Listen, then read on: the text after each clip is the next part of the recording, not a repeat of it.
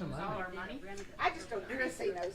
Chris Horton said when I told him we were going on a little road trip, he goes, "Oh my gosh, Thelma and Louise." Yeah. And he says, "Well, if you need anything on your trip, if anything happens, give me a call." Yeah. Yeah. No, he didn't say he'd bail us out. No. No, he said, "I'll be driving right down there because I want to see the aftermath." Well, and we almost were in an accident. This car just cut right in front of us to go turn into like a mall area, Yeah. and it was close. Throw on her brakes. Where all did you go? Just Biloxi, Gulfport, Ocean Springs. Okay. in that area. Okay. Okay. We were in and out of all those. So the Mississippi and Alabama area. Yeah, we Yeah. didn't go into Alabama. Okay. And we didn't go into New Orleans either, but we did find a beignet place that was really good. Beignet. Mm-hmm.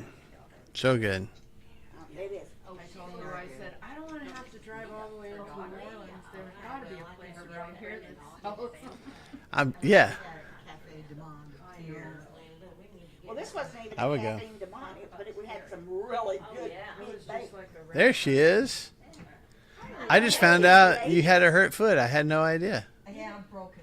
Yeah. So can you get her a Just were you just? put her foot? Women can do that. I just ended up in the street. Yeah. Stomping in anger. I guess so.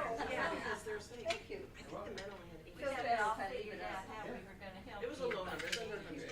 Yeah. So they have 150 days. We've got plenty. But she didn't want her foot on the bike. Sherry, Yeah, Sherry, No, it wouldn't have helped me anyway. there's Lori. Give her your whole check.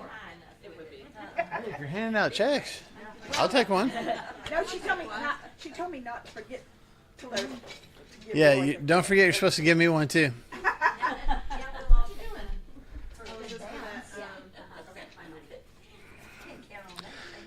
So, that was an old. That was an old bit.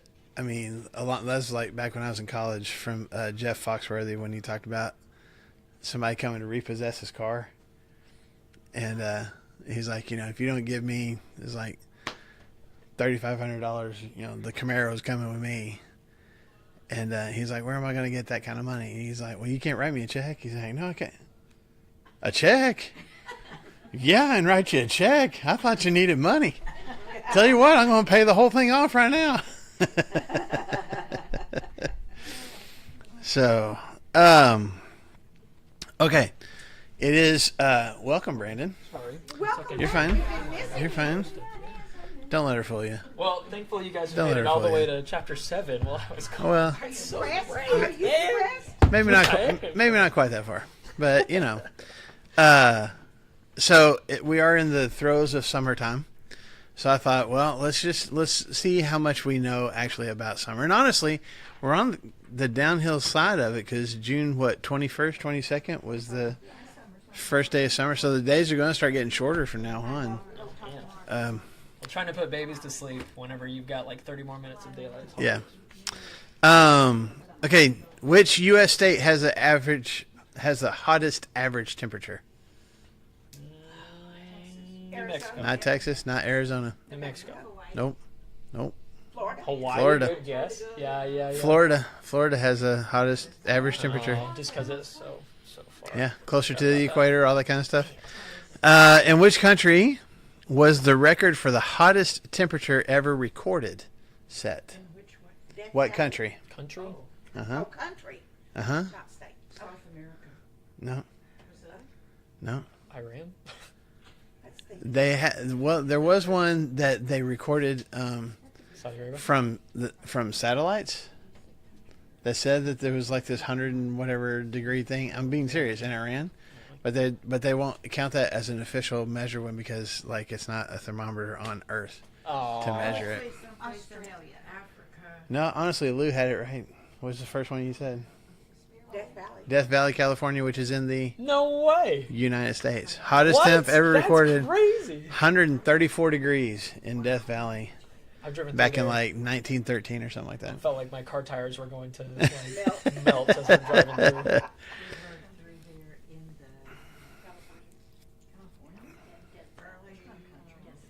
It's in the United States. I did. Oh, that sounds. But since she said Death Valley, and Even that's the in the windows United open would not States, help. she was technically Be right. blasted with Yeah. like hair dryer air. No, Come thank on. you. Have No, you thank been- you. Brenda, have you been gone so long that you forgot that I know everything? God. Okay, Linda, she'll remind you. Yeah. If you forgot, she'll let you know. Yeah, come on now. And, yes. I have something here. Are you going to talk about the one in Oh Iran? no. Was wrong. Oh, it's what it says. 29 of 25 at We're keeping 11 track. a.m. We're keeping track. She admitted. Oh, she that's was right. wrong. That's right, because she wrote it down. That's right. Yeah, she did. I She wrote remember it in down. class. I forgot about In that. class. Hung it over my head ever Yeah. since. Yeah. That message Funny. of every once in a while to remind me. In what year did the 4th of July become an official holiday in the United States? 1776. Amen. Wrong.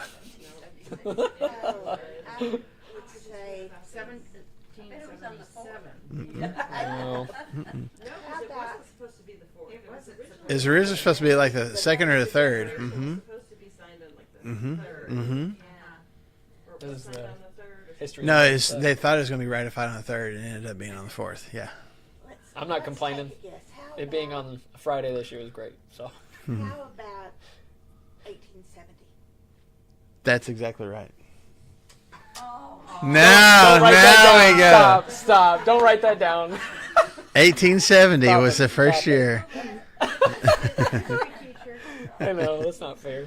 Okay, how long for all the gardeners in here? How long does it take a watermelon to grow? 4 months. 8 months. 4 months.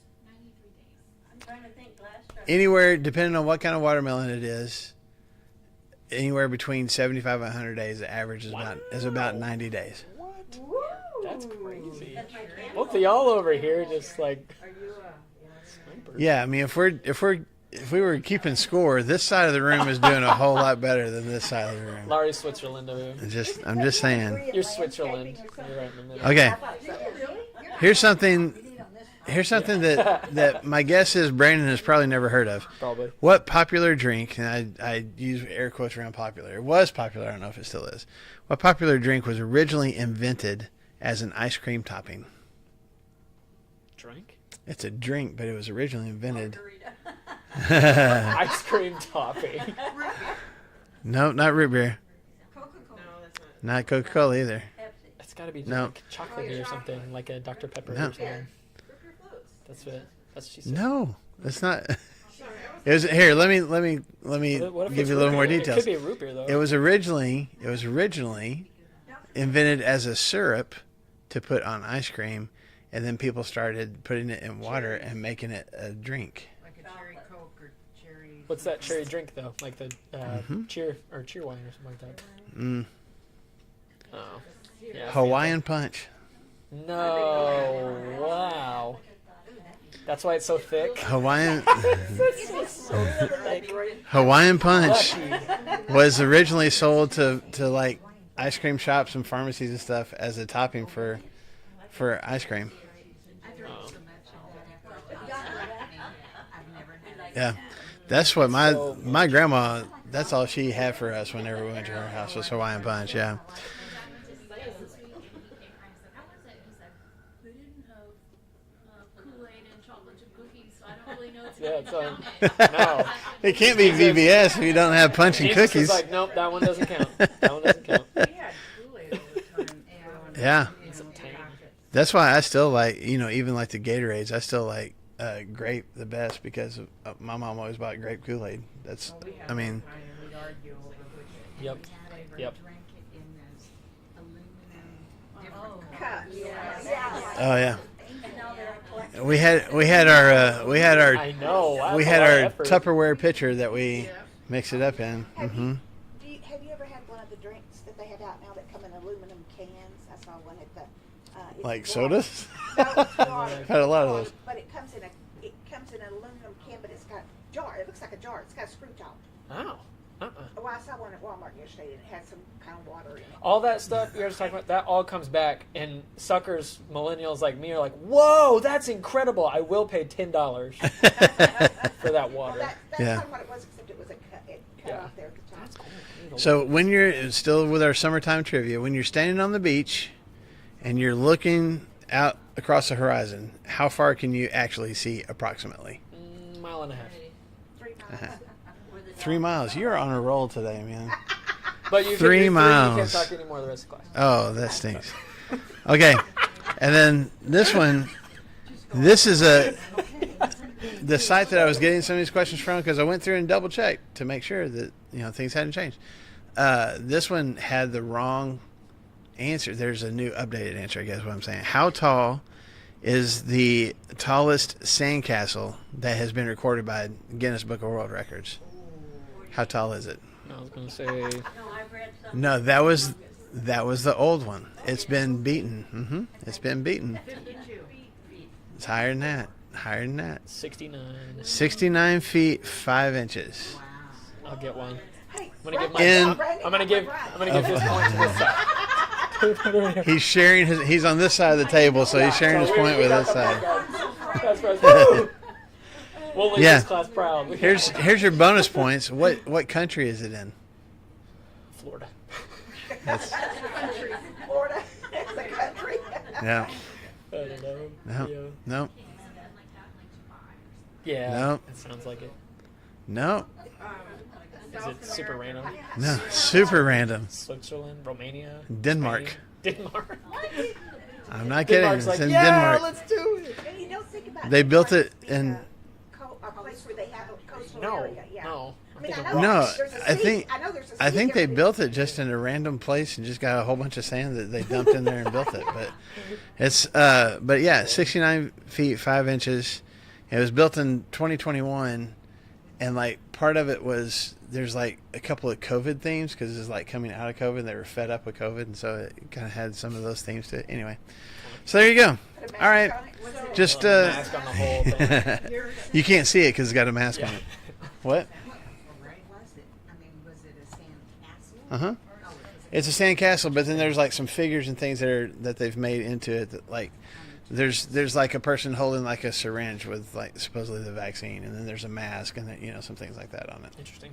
So my hometown is in the Guinness Book of World Records for the Okay. largest pot of chili. Wow. 1,150 pounds or something. About I don't know, maybe 10 years ago they did Oh my that. gosh, it's gotta be And so much. I mean, they had men that made this huge tub, and it was quite the deal. But did they eat it? Oh yeah. Okay. People came You gotta have the out. whole city out My- there. For how many town is days? 500 people. Yeah. Oh my I was gonna say. Yeah, for sure. I drive an hour to get some free chili. Who came up with that idea though? I don't know. You know what we should do? Somebody with a lot Some of guy was like, what about 1,100 pounds of chili? Okay. Mark chapter 5 Yes. is where we're at. Not Mark chapter 7. Mark chapter 5. Just thought you guys But knew this will that. be our last. I guarantee. This will be our last day in Mark chapter 5. This is our third day. So this is our last day in Mark chapter 5. I know. I know. We got to get out of here. So, I thought that we stopped at verse 35. so yeah, we stopped at last week we stopped at 35? Did you guys have that last paragraph? yeah 30. Yeah, we're starting at 35 today. So here in Mark chapter 5, Jesus has healed the demon-possessed guy. The synagogue ruler Jairus has come and asked him to heal his daughter. He's on his way there, and on the way, this is what we talked about 2 weeks ago. On the way there, the woman who has this bleeding condition touches him, and he ends up allowing her the space to tell her story, which is probably not what she intended to in the first place, but did anyway. And so that's what we spent the bulk of our time last week talking about, was that story. So now, and this is where, because I went back and looked, this is where 2 weeks ago we ended. It's like, he's on his way to Jairus' house. He stops and has this whole encounter with this woman. And it takes a few minutes. Like she's healed because she touches him, but then Jesus stops and he's asking, who touched me? And ends up allowing her to kind of be in front of everybody and tell her story and what happened. He says, your faith has healed you.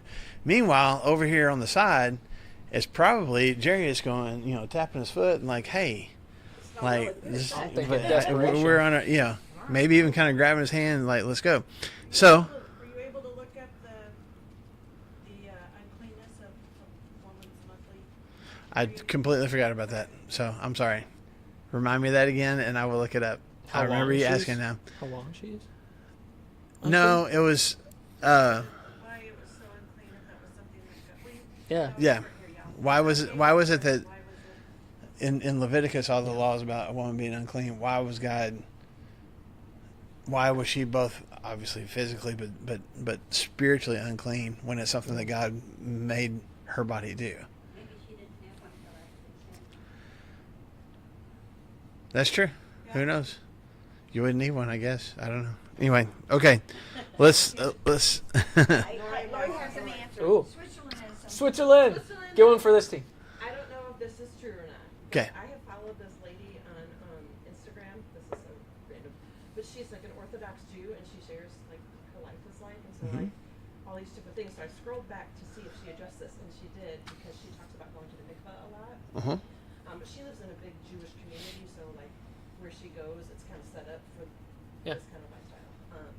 But she said it's not like considered a bad thing, and it never really was. She said that it's blood. I may be getting some of it wrong. I should have written it down, but like blood is kind of symbolizes death, and so like when you have your monthly, when you have your period, it's the symbol of like the death of a baby that could have been. Mm-hmm. And so, and it's not that they're like, they couldn't like talk to anybody or anything like that. It was just like there's certain religions they couldn't go into the tabernacle or they couldn't. Well, you can be touched, and people couldn't touch you, and all that kind of stuff. Yes, and if they touched, they would be considered unclean till the end of the day. Right. Right. So that part I think we discussed. We did. But yeah, she said so. It wasn't really like a shunning or anything like that, but it was just kind of like a spiritual, and it was nothing moral. It wasn't a moral issue. It was Yeah. spiritual issue, I guess. Right. Yeah. Yeah. It'd be like a surgeon making sure that they have to be sterile before they go into the surgery. Yes. And it's not like, hey, whoa, you are morally wrong. It's like, no, I can't come into the presence of God like without being 100% without death touching me.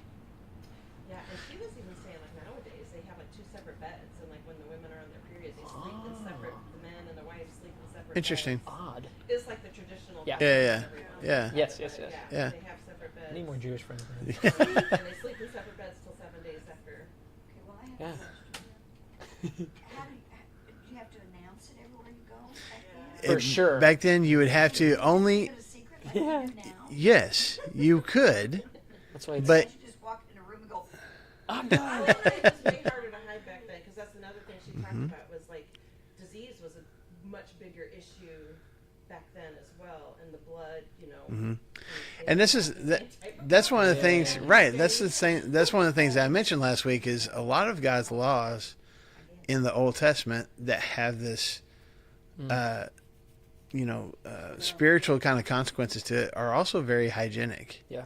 You know, the foods that you could and couldn't eat and different things like that, and getting mildew out of your house and things like that. It wasn't just rules for the sake of rules. There was something that God was actually helping his people with, and this would be one of them.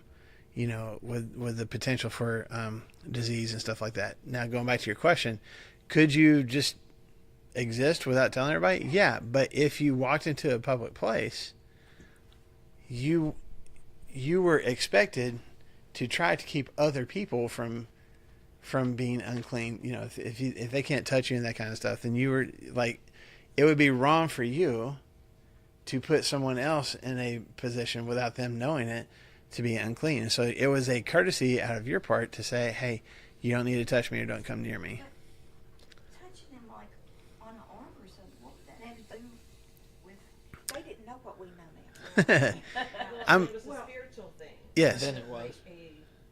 It wasn't like a physical thing. It was just like she needed to spiritual. It's like almost like a time of mourning, is what how she was. I'm not disagreeing with you. I think, and this is what I was talking about last week. There's some of those things that I'm like, I don't fully comprehend exactly why God was so stringent on some of these things, and maybe there is more of an explanation that I realize, because I don't feel like if something's, it's kind of like the leprosy thing.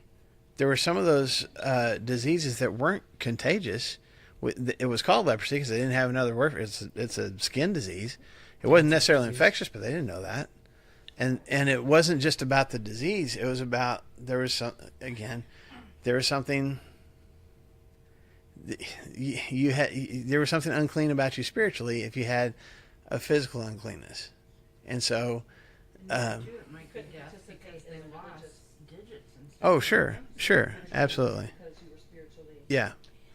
And it doesn't make sense to us nowadays because we have so much more knowledge of diseases and sterilization and those kinds of things.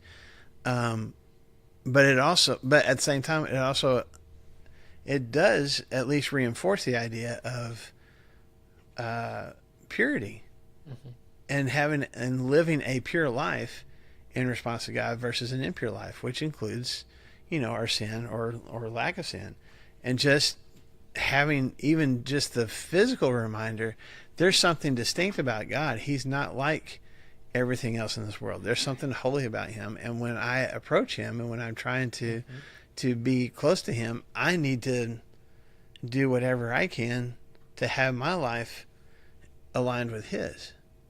And you have these reminders through physical things as well.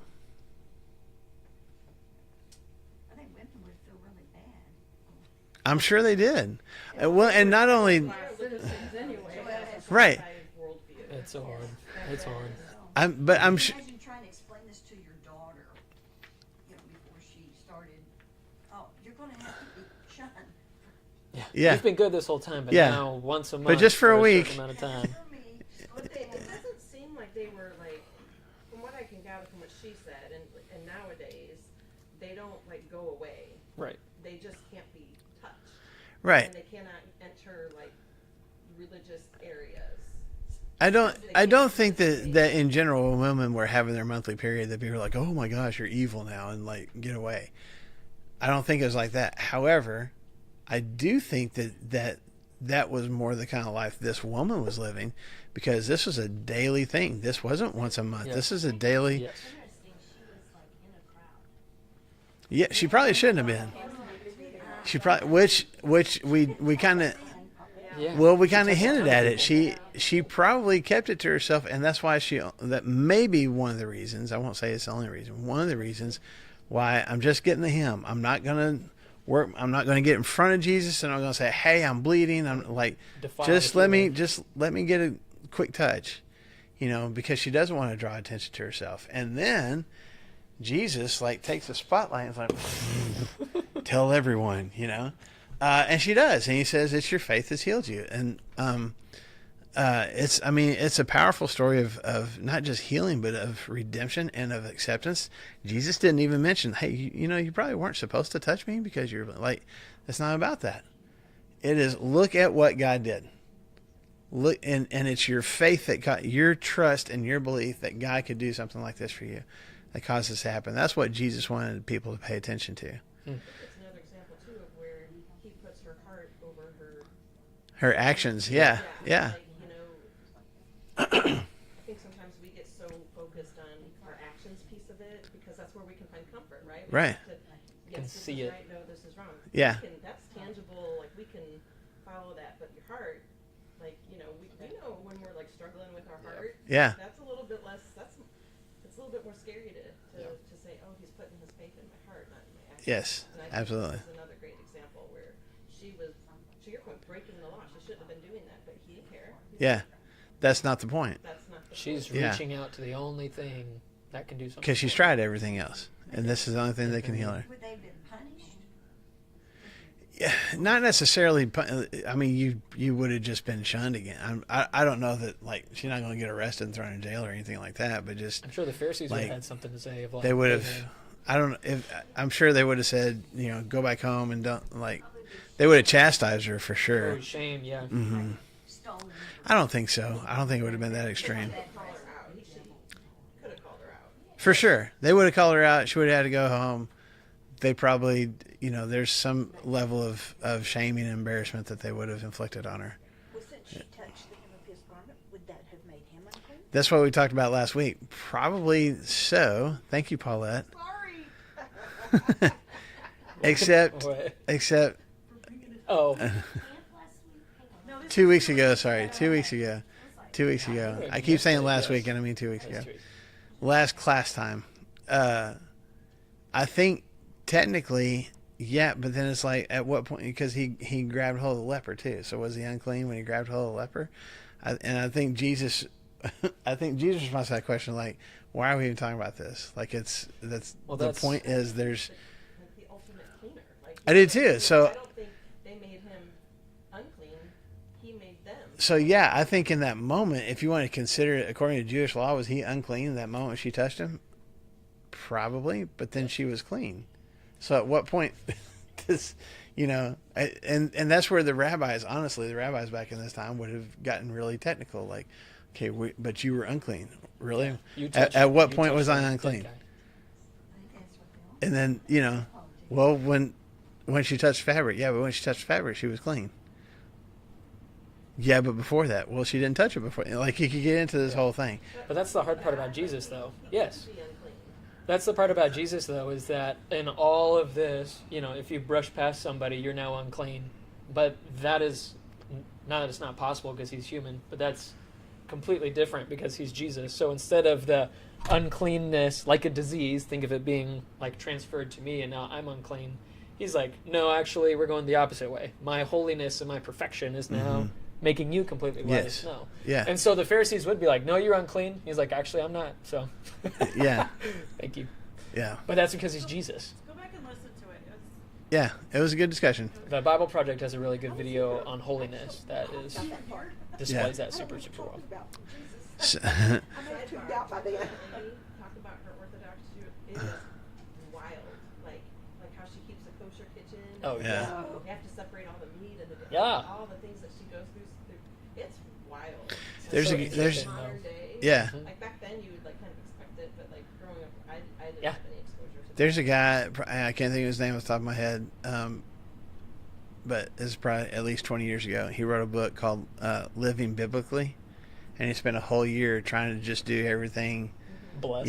according to not just, modern day, Orthodox, but like going back to the Old Testament and trying to live as much as you could in now, modern times according to that lifestyle and just what he learned from that. She has to check it during certain times to make sure there's no blood droplet in Yeah. it. Because the blood droplet. Yeah. Because you're not allowed to, you're not allowed to eat You blood. would be unclean. Yeah. Yeah.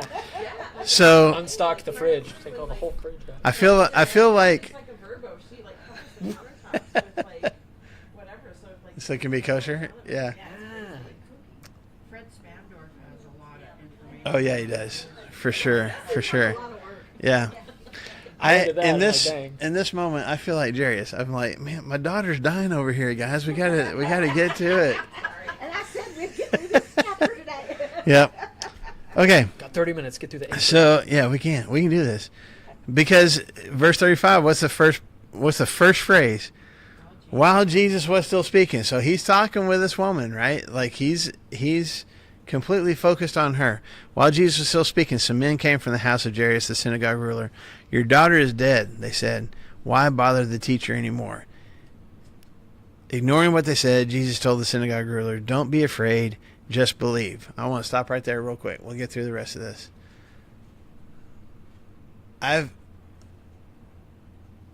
I've been the one, it hadn't happened often, but a couple of times, where I've been the one to tell someone that, a family member has passed away. I mean, it's just, even if you know it's coming, it's devastating news to hear, isn't it? Even if you're there in the room and you know it, but you're still waiting for the doctor to finally go ahead and say, yeah, that was it. It's so difficult. Can you imagine the emotion, the shift in the emotion, I think, from Jerry's? Because, like, when he goes to find Jesus, as far as he knows, she's still alive. We've got hope. And he's pulling him along. Let's go. Let's get through this crowd. And he's trying to get there. And then Jesus stops, has this whole interaction with this unclean woman, which the synagogue ruler would be like, I can't even believe we're dealing with this right now. This unclean woman that's not allowed into my synagogue. And as soon as he tries to start getting going again, some guys show up and say, hey, your daughter's died. I can't even fathom just how, that must have hit like a Mack truck, you know? To be that close to thinking, we got this. There's hope. And all of a sudden, it's just gone. I don't know. What do you think? Yeah, it's because we just had a little baby girl that's turning 1 month tomorrow, which is cool. But to have that kind of hope and like think of all the things that's happening with baby Maud and all of that, and like he's a head synagogue ruler, and so Jesus is an enemy, but he puts all of that aside because he's like, yeah, I know that he can heal. And so he's like pulling Jesus along. It's like a ambulance that's in the middle of traffic. Like, come on, like just keep moving. If we just can keep moving forward. I don't know what these kinds of emotions would be besides like anger, frustration, ultimate sadness, all of these things that just wash over him in an instant. Yeah. And we've all been told that somebody that we love has passed away. But for this man's 12-year-old daughter, and Luke says that that she's his only daughter. And that his servant comes and just says, hey, no other conversation. Just maybe he doesn't even say it. He just looks at him and he's like, she's dead, isn't she? It's like, yeah. And we don't need the paramedics anymore. Yeah, let's not bother him anymore because there's no hope. Yeah, she's gone. Because Jesus, to this point, he's healed lepers, he's healed demon possession, he's healed fevers, he's healed a paralyzed guy. He's changed the weather. Yeah. And he's healed this bleeding woman. But once you're dead, you're dead. That's it. So don't bother the rabbi anymore. Okay? Jesus jumps on that. Verse 38. Ignoring what they said, Jesus told the synagogue ruler, don't be afraid, just believe. He didn't let anyone follow him except Peter, James, and John, the brother of James. When they came to the home of the synagogue ruler, Jesus saw a commotion with people crying and wailing loudly. And he went in and said to them, why all this commotion and wailing? The child is not dead, but asleep. But they laughed at him. After he put them all out, he took the child's father and mother and the disciples who were with him and went in where the child was. Can we stop for a second? Sure. There's a couple of verses we're sticking out, especially in verse 36, how he looks at him and he says, hey, don't fear, just believe. I can't put myself in this guy's shoes. I don't know. I think my mind would just be blank. Like, I don't know. Like, just believe. Believe what? Believe in what? Yeah. And don't be afraid. Well, like, I'm already starting to prep what this long walk home is going to look like. Yeah. I'm talking to my wife. Because it doesn't look like, at least from Mark's telling of this, he doesn't say, hey, I'm going to raise her, so don't worry about it. Just believe. All he says is what? Don't be afraid, just believe. Believe in what? Right. And she's dead. That's the only... My belief was the fact that you might be able to heal her. I don't have anything to believe in now. Yeah. But Jesus is telling him, believe in me. Not I understand that. Yeah. But I'm saying that, and I think that's what Brandon's pointing out, is like, that's the struggle. Like it's... He has believed in it to this point in his power to heal. And this is the same thing with the disciples in the boat. What was their question when the storm came? Was their question, Jesus, can you make the storm go away? Mm-hmm. No, because they wouldn't have expected that. He heals people, but they wouldn't have expected him to calm a storm because they're like, how would he know how to do that? That didn't even enter their mind. They're just wondering if he cares. Same thing with Jerry's here. To this point, as far as we know, Jesus hasn't raised anybody from the dead. So if she's dead, that's it. Which is what the guys even tell him. Hey, she's dead. Don't bother him anymore because there's nothing he can do. And don't be afraid. I don't know, Jesus, maybe my worst fears just happened. Yeah. Like, both of those things. Don't be afraid. My daughter's dead, so yeah. I don't know what you're talking about. And just believe. Believe in what? Where Yeah. are we going? And I think that is illustrated, just the fact that this isn't, resurrection is not even an option for these people that would enter into their heads, because they've got the commotion, people weeping and wailing loudly. We talked about that before? Probably not. I don't know. Go ahead. Okay. There would be these people that you would hire. Professional mourners. But it was kind of like, correct me if I'm wrong, it was kind of like a public service to let people know what's transpiring in your family. So here we've got Facebook and all that to say, hey, I'm sorry to post about the loss of such and such. The services are going to be here and all of that.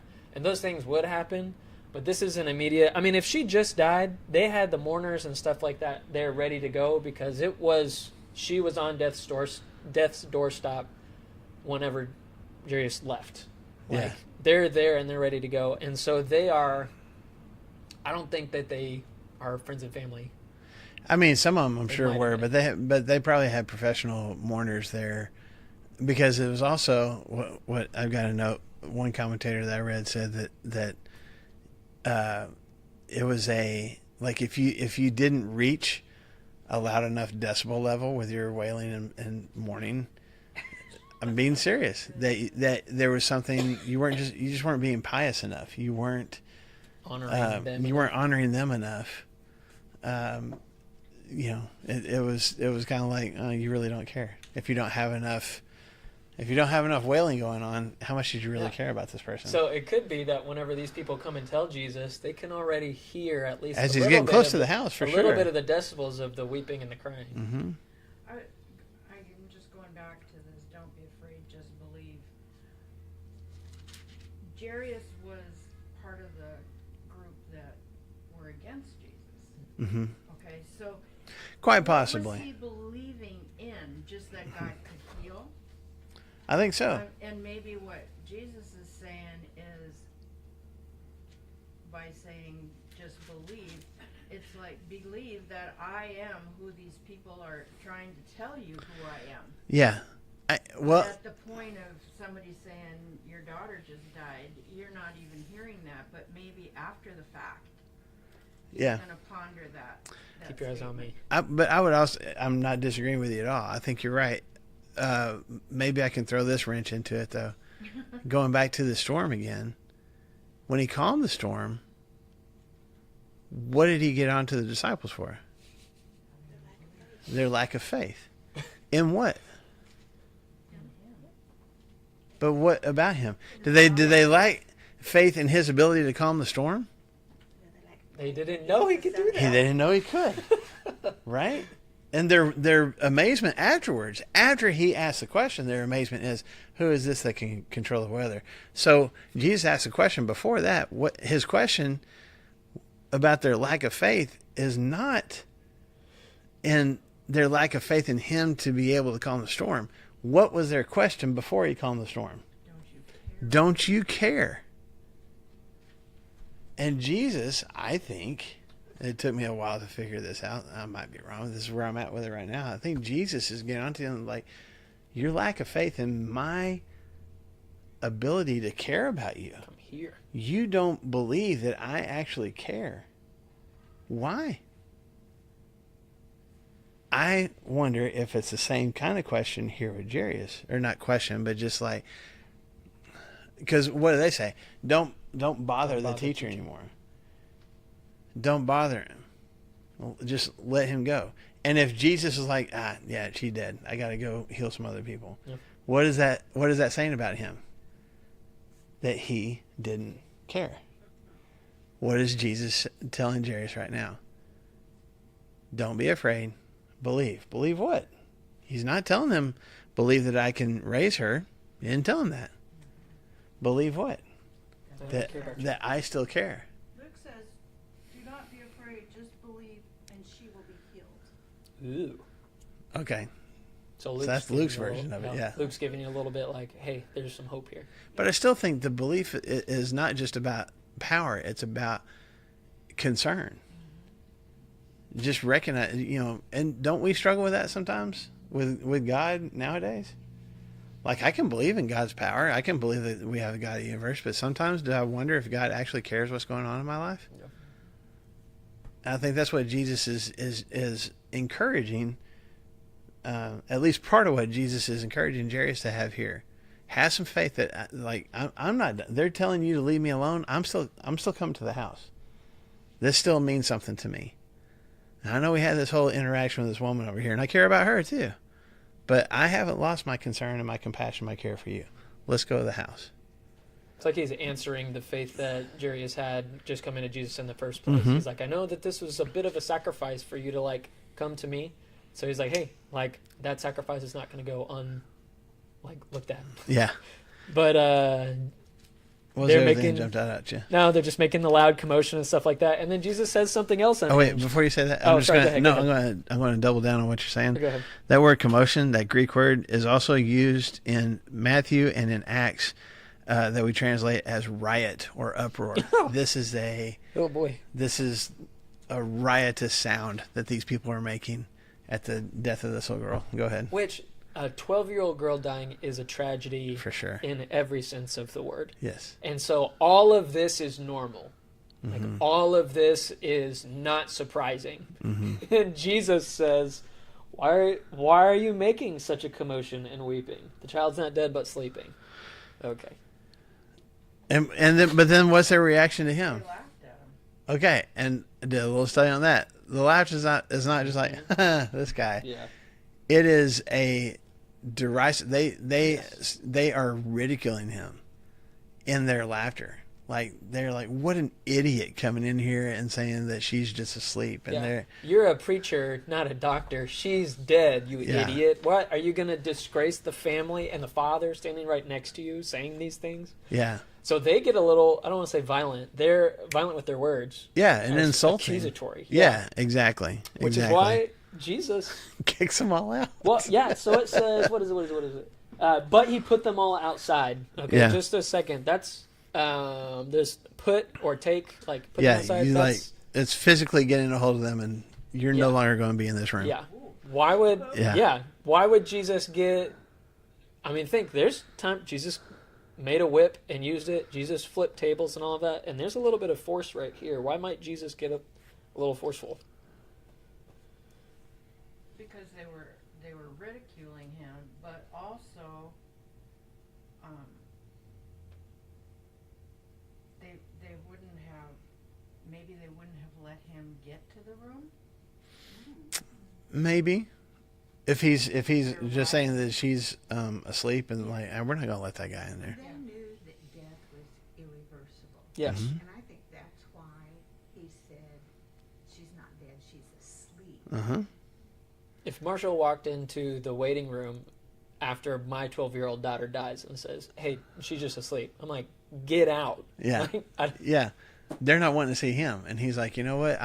But it's Jesus taking control and just going, you people. And he only lets the parents come in besides his disciples. So even these professional mourners, he's like, this is not about you. they're hired people. This is, I'm not focused on you guys right now.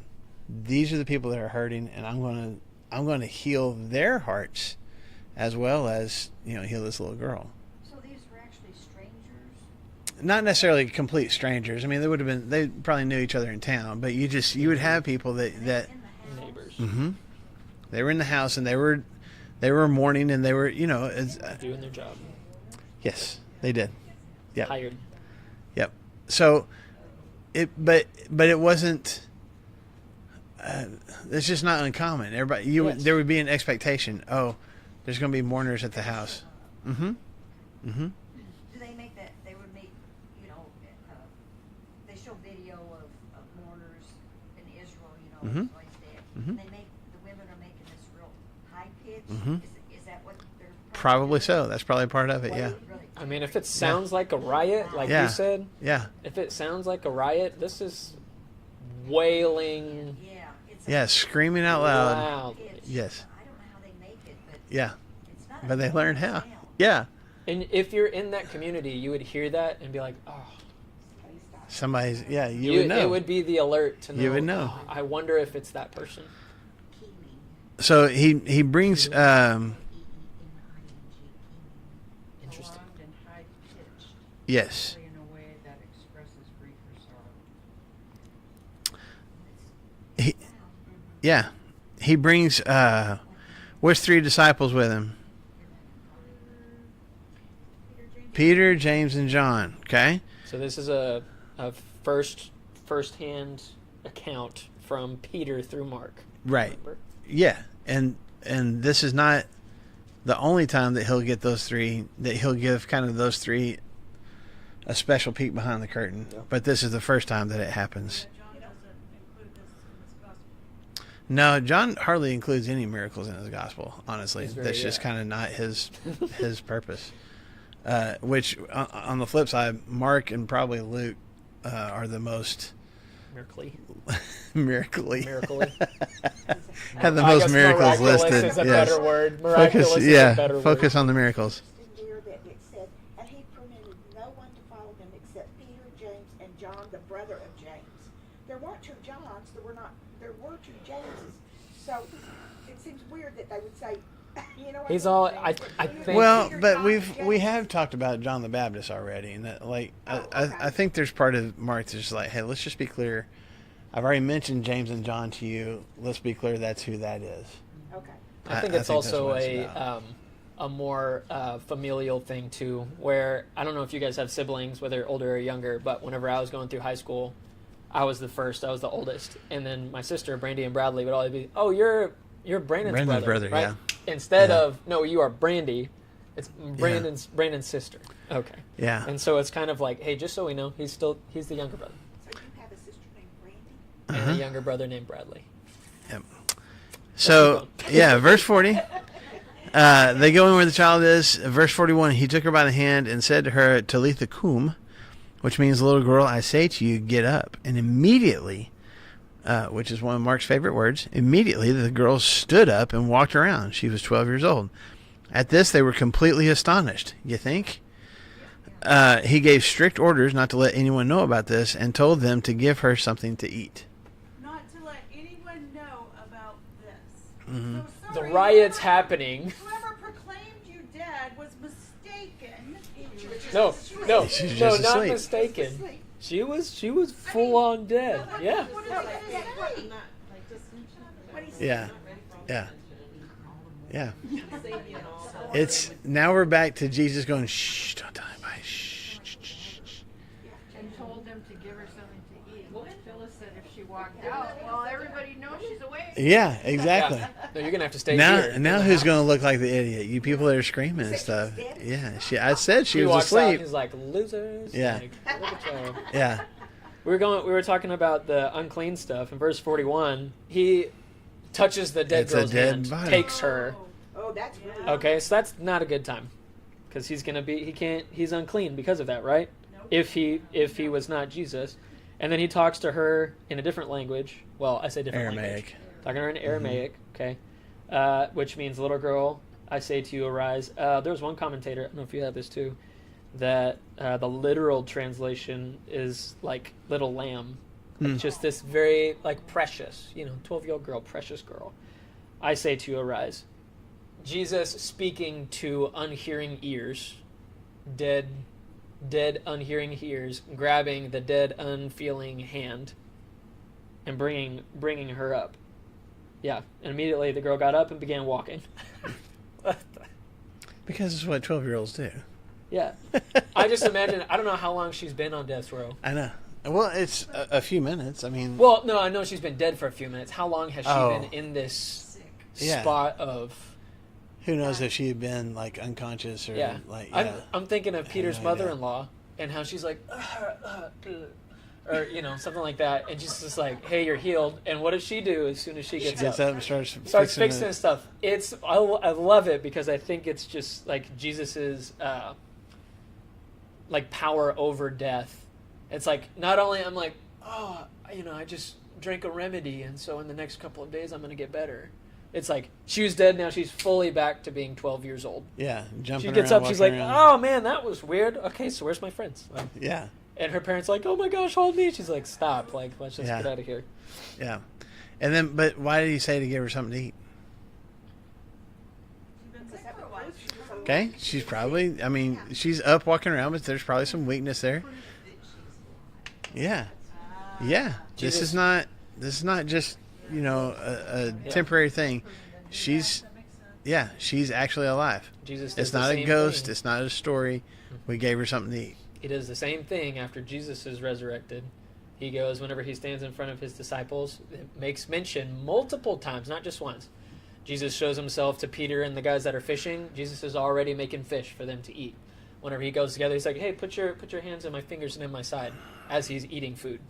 There's specific mentions of that to be like, aha, we're not just, this isn't an apparition. This isn't just the spirit of Jesus ethereally here. This dead girl is awake and alive and moving around.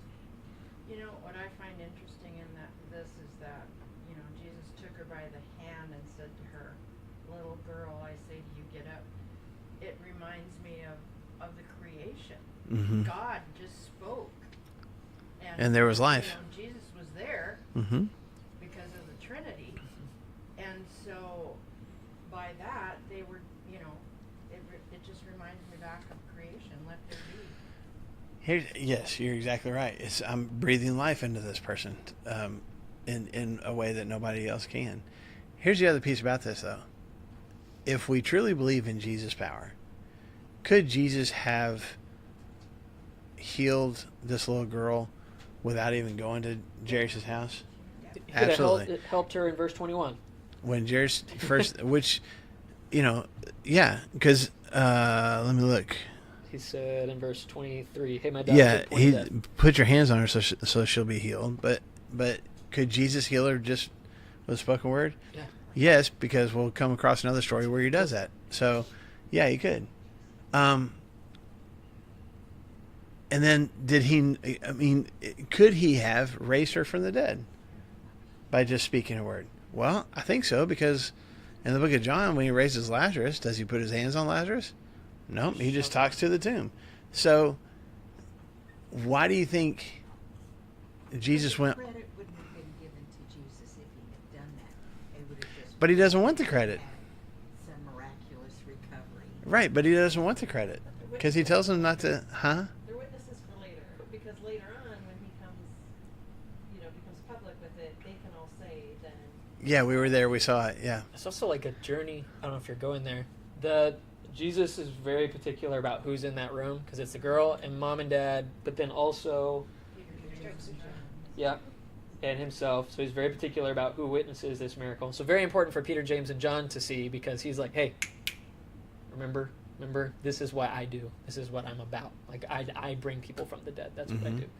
But also has to be for Jairus. There's a journey that had to take place for Jairus to leave his prominence and in humility or as some tiny mustard seed faith come and be like, Jesus, I've got nothing else. It has I've to tried be everything you. else. And so it's a literal walk from here to here. And at least in Jesus's all-knowingness, that had to happen. Yeah, I think this. I keep coming back to it, but I think just him going to the house, kicking all the people out, coming over to the bed, taking her by the hand, is all these little snapshots, these little glimpses of Jesus telling these people, I'm in this with you.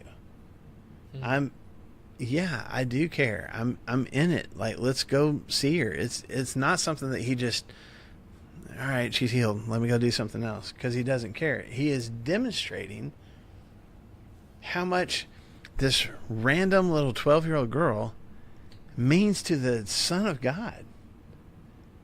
And if that's the case, then as I am reading this, hopefully, there's at least part of me that's like, oh, he really does care. And yeah, it didn't have, like, she didn't get healed. Well, that's frustrating. Oh, she got raised from the dead. Well, that's an even bigger deal.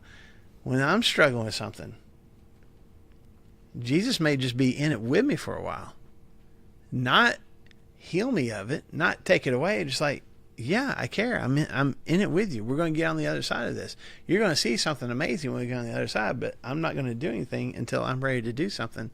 But I don't ever doubt that I'm in this with you. Does that make sense? And I really feel like that's part of this process for Jesus.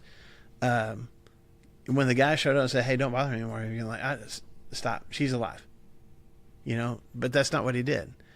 However long this journey was it down the street? Was it a mile or two away? Whatever the journey was, you can imagine the devastation that Jairus is feeling every step closer to the house as he hears the mourners, and he's not going to see his little girl's face alive anymore. And every step, Jesus is right there with him. I think that's important. Yes, ma'am. Well, back in verse 23, when Jairus is pleading with him, Mm-hmm. come and put your hands on her so that she will be healed and live. Mm-hmm. He goes to the house, and what does he do? He takes her hand, Mm-hmm. and she lives. Yeah. So he did what he asked him to in the first place. Yeah, but I'm just saying it wasn't an immediate thing. There's other times where Jesus, does something fairly immediately, but this is like I'm going to be in this with you for a while. So, real quick before we, yes, ma'am, go ahead. Chapter so badly. No, I'm pretty much done. No, I just I thought we're there done, was. right? Oh Huh? no, you got. Oh, keep going. Okay, what you got something else? No, I was like, no, we're done. No, Yeah. but there's too much in verse 43. You have to. Well, he gave strict orders not to let anyone know about this. I mean, we've already talked about that. So if there's something else about that, No. okay. So let me show you this really quick.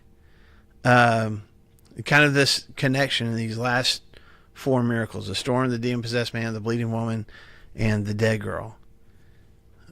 Some things in common. One is the fact that all 4 of these things are situations that that person in that situation had no control over. Here's this storm. We can't, we're trying to get through it. We can't control it. We can't control the wind, the waves. This is something beyond our control.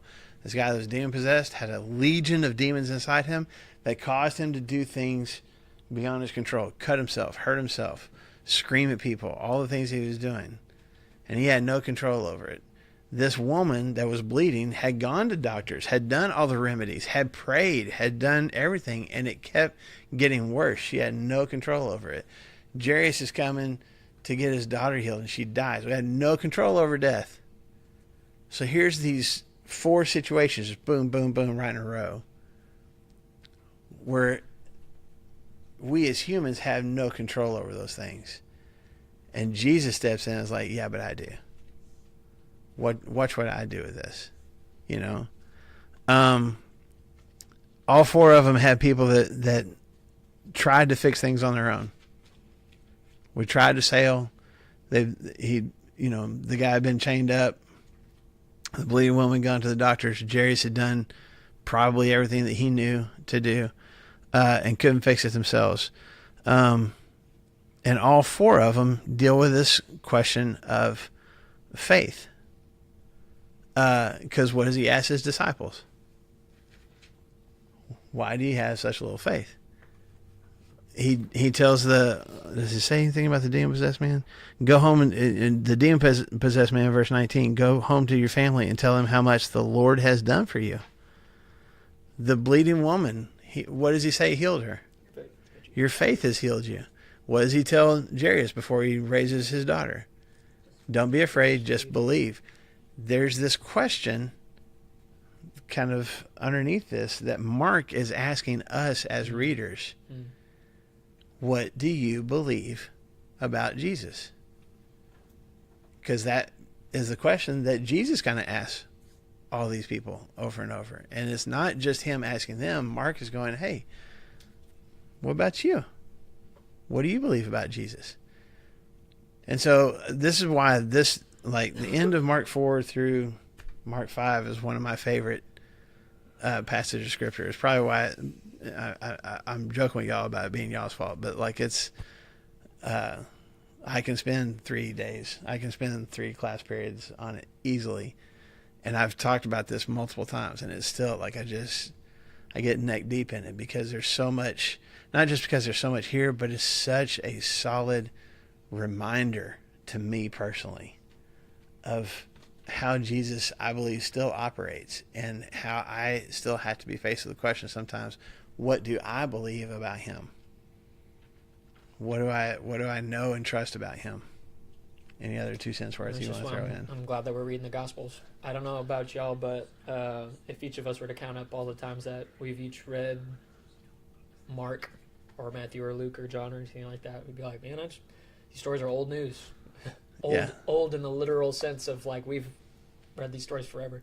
But I love your comments about that because I mean, that's the question that we ask ourselves today of, where am I at whenever we've got multiple people in our congregation with cancer, and whenever we have literal daughters in our congregation that we're pleading for, and we see Jesus' power because there's not anything that we can do for those things. Yeah.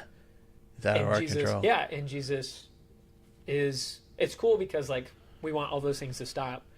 But Jesus in all these things could be like, well, I'll just stop the storm before it even starts. Or I'll heal the demon guy without even talking to him. Or the same thing with these two people that I've just talked about. There's something about the journey, I think, that God walks us through that is rough and yucky and hard and sorrowful. But it's something about that journey with Jesus that changes us to where each of us are able to say, yeah, but look what God did, even in the middle of all of it. Mm-hmm. And so old stories that I've walked through 100 times, and the same with all of you guys. But And if we assume, I think rightly so, but if we assume that Peter is helping Mark as he's writing this, biography of Jesus in Rome, I wonder how much Peter was like, dude, okay, let me tell you about the craziest couple of days. And just kind of with a smile on his face, kind of a gleam in his eye, just kind of walking through this whole thing. And, of course, Mark still doesn't give, like I bet Peter probably described in more detail what it was like to watch that little girl open her eyes back up and breathe again for the first time. Anyway, it's just cool to think about. So, all right, we finished. See, I told you we could. We finished chapter 5. well done. So next week we will be in chapter 6, where there's a whole bunch of people that don't really like Jesus doing all this miracle stuff, and so we'll talk about that next week. Raised him Yes, from the ma'am. dead, we hate I him. have an announcement. Anybody that wants some beets, cabbage, onions, come by my house after. Do you have a couple? I don't like beets or cabbage, so I'll probably skip it. I have But, a phone to see how they were kind of small the last time I looked. yeah. You don't- Okay.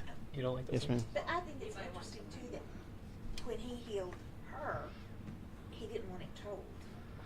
He wasn't ready for them. Yep. Or Still the keep it people down. weren't ready to Mhm. hear that. No, See that. he's been that way this whole time. But even with the demon possessed man, he didn't say go tell him what Jesus did for you. He said go tell him what God has done for you. In your mercy. With this bleeding woman, he doesn't say I healed you. He says He puts it on your her. faith has healed you. So there's still, even when he doesn't say hey, don't tell anybody, he's still deflecting somewhat and just like this is God at work. He's still not ready. There will be a point where he changes, but he's still not ready for everyone to see him as this Messiah. And evidently, even though it seems to me to be really hard not to tell, you're not going to believe this Yeah, story. yeah. But even in spite of that, when he raised Lazarus from the dead, Mhm. and everybody knew about it, they still didn't accept him. No, they still wanted to kill him. Yeah. Yeah. And they wanted to kill Lazarus, It wasn't too. enough, Yeah. it wasn't enough that he actually raised somebody from the dead. Right. Yeah. But as soon Yeah. as you tell somebody, don't tell. That's what they do. Yeah. Is that part of that? That's what. Some what's people so think funny. so. Yeah. Some people think so. Somebody told me a long time ago he did it so that they would tell more people. But I don't think that's true because he really is trying to. He's got a ministry, a very tight window. He only has 3 years. And so if he comes right out the gate and is it the guy with the withered hand? What was Yeah. the guy with the withered hand? He's like, I am the Messiah. It'd be like, whoa. So he's protecting himself because people got mad at him, and that's why they killed him. So Yeah. if he was doing it from, if people knew he was doing it from the beginning, he would get persecuted a lot sooner. Well, no, it's more of their picture of the Messiah. They pictured this military general that was going to come and part of the proof that particular person, whoever he was Messiah, was he's going to be able to perform miracles. And so Jesus is like, don't tell people about this, because he didn't want people expecting him to be like Napoleon coming in to conquer everything. So don't tell people that I'm the miracle worker, and don't call me the Messiah, because Eventually it got out. Yes. yes, Eventually it got out. yes, And that's why the Jews, that was part of what they were angry about. Oh yeah, they were envious for sure, for sure. Yep. Yeah. But at some point, he's got to do both. I've got to be operating through miracles, but I also have like, hey, I got to tell you about why. So that's why the faith is such a big deal. He's not like, yeah, miracles, woo, this is awesome. He's like, hey, in the middle of all this, like, you're sick and I healed you. That's what God does. Like, he's trying to teach them at the same time. They may not have as much time to teach them. And there were other people, I mean, I read this, there were other during this time, and they claimed, of course, they To were- be the Messiah, yeah. And they were doing miracles. Miracles, yes. Yeah. But they got put down. But Jesus also was like, Jesus also knew if all he's being known for is the miracles, that's all people are going to show up for. He's So just a like, bread giver.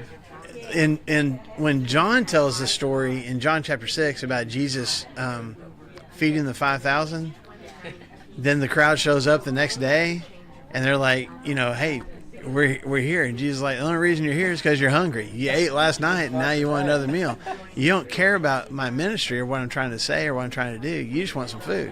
And I think that's part of it also with the miracle working. The more that people know, that's all they're going to show up for. And his ministry was about more than that. Well, Yeah. you go to a magic show, let's be honest, I don't really care about your spiel about this stuff. I want to see this girl's song. Show me the trick. Yeah. Show me the trick. Show me how you do it. Because they have all this little in-between stuff. If this is how I came, to become a magician, I don't care about any of that stuff, man. I paid $45 to see this girl cut in half, and that's it.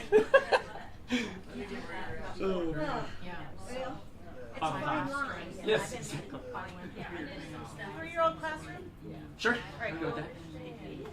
That way I can release it. Yes.